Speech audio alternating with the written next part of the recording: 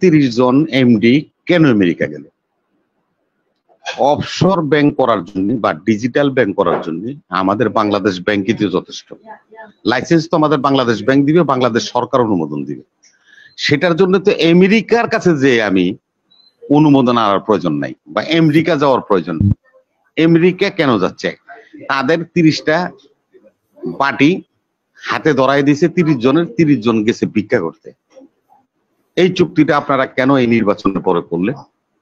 23 সাল থেকে 24 সালে 11,000 মানুষ গেছে, কাগজপত্রের অভাবে 10,000কে ফেরত পাঠাবে, 1,000 কাগজপত্র কোয়ালিফাই করেছে তারা থাকবে।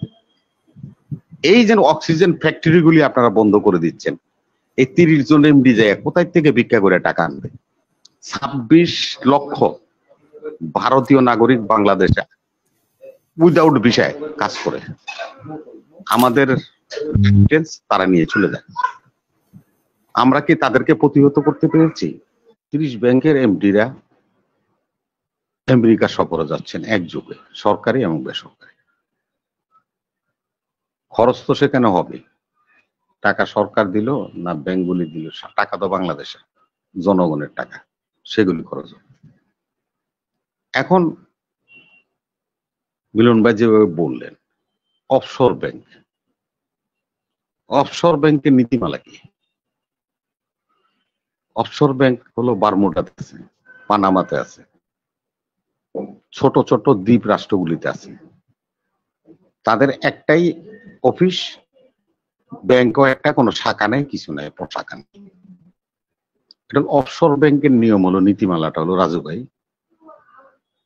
আপনি ওই ব্যাংকে টাকা রাখবেন, কত টাকা রাখলেন অ্যামাউন্টও বলবে, কোন দেশের নাগরিক সেটাও বলবে, কিন্তু আপনি কে সেটা বলবেন।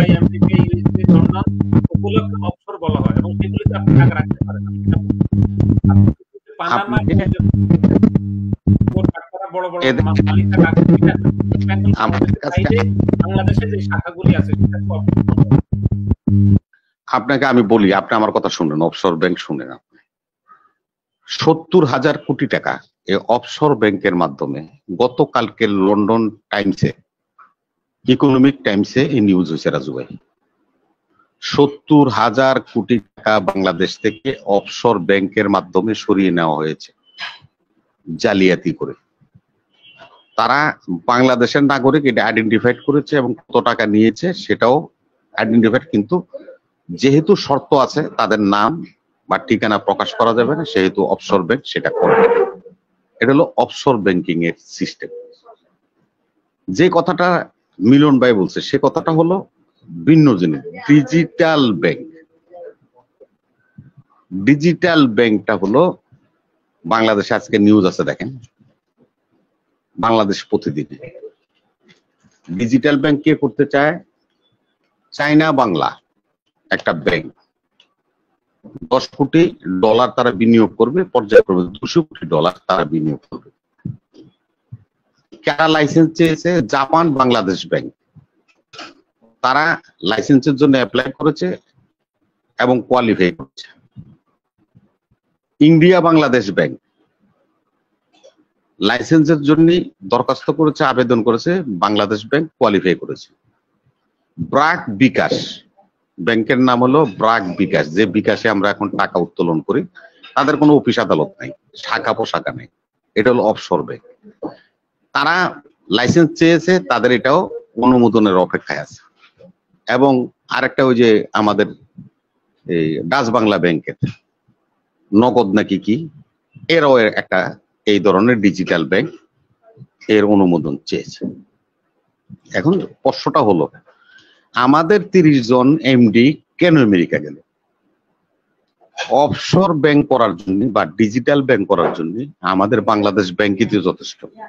লাইসেন্স তো আমাদের বাংলাদেশ ব্যাংক দিবে, বাংলাদেশ সরকার অনুমোদন দিবে। সেটার জন্য তো আমেরিকার কাছে যে আমি অনুমোদন আনার প্রয়োজন নাই বা আমেরিকা যাওয়ার প্রয়োজন নেই। আমেরিকা কেন যাচ্ছে? তাদের 30টা পার্টি হাতে ধরাই দিয়েছে, 30 জনের 30 জন গেছে ভিক্ষা করতে। নগদ ডলার কিভাবে সংগ্রহ করা যায় সেই জন্য, সেখানে আমার প্রশ্নটা মিলন ভাই,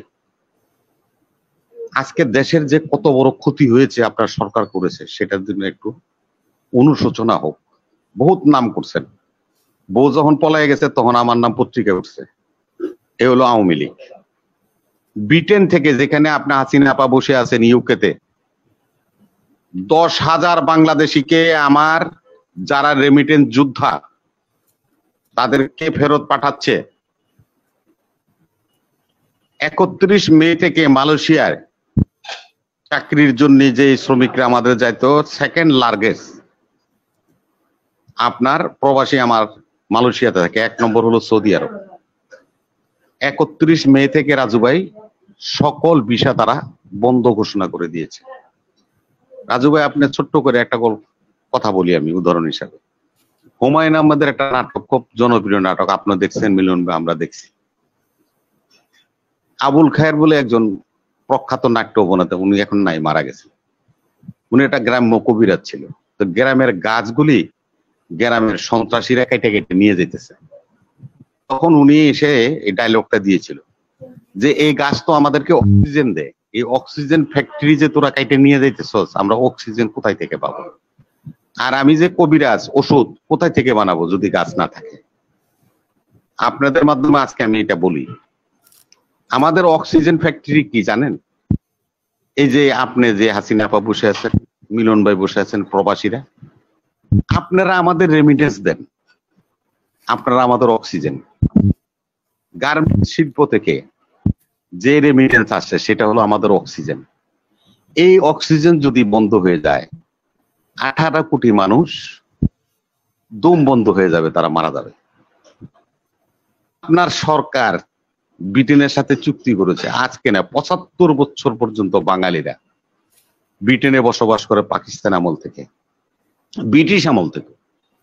সেখানে সিলেটের কলোনি আছে, সেখানে আমাদের কাউন্সিলর আছে, সেখানে আমাদের মেয়র নির্বাচিত 3 জন পার্লামেন্টের মেম্বার আছে এখন, টিলুব সিদ্দিকী, রোশনা আলী, এরা সেখানে আমাদের পার্লামেন্ট মেম্বার। তাইলে সেই দেশের সাথে পৃথিবীর তো অনেক দেশের লোক ব্রিটেনে বসবাস করে, কারোর সাথে তো এই চুক্তিটা হলো না। এই চুক্তিটা আপনারা কেন এই নির্বাচনের পরে করলেন? 23 সাল থেকে 24 সালে 11,000 মানুষ গেছে, কাগজপত্রের ভাবে 10,000কে ফেরত পাঠাবে, 1,000 কাগজপত্র কোয়ালিফাই করেছে, তারা থাকবে। এই যে অক্সিজেন ফ্যাক্টরি গুলি আপনারা বন্ধ করে দিচ্ছেন, এই 30 জন এমডি যায় কোথায় থেকে ভিক্ষা করে টাকা আনবে? আনবো তো এই প্রবাসীদের কাছ থেকে।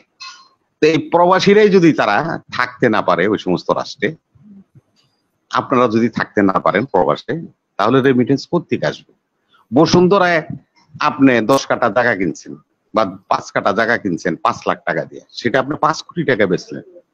এটা রেমিটেন্স না তো, এটা বাংলা টাকা, এটা তো রেমিটেন্সের মধ্যে আসবে না। তাহলে রেমিটেন্স কে আনবে? আপনারা প্রবাসীরা, সম্মানিত প্রবাসীরা, আমাদের বাণিজ্য যারা করবে, গার্মেন্টস থেকে আরম্ভ করে অন্যান্য শিল্পে, তারা রেমিটেন্স নিয়ে আসবে, তারা রেমিটেন্স, তাদের পথ রুদ্ধ করে দিয়ে আপনারা টাকা খুঁজতে যান আমেরিকাতে 30 জন এমডি, সেটা কি সম্ভব?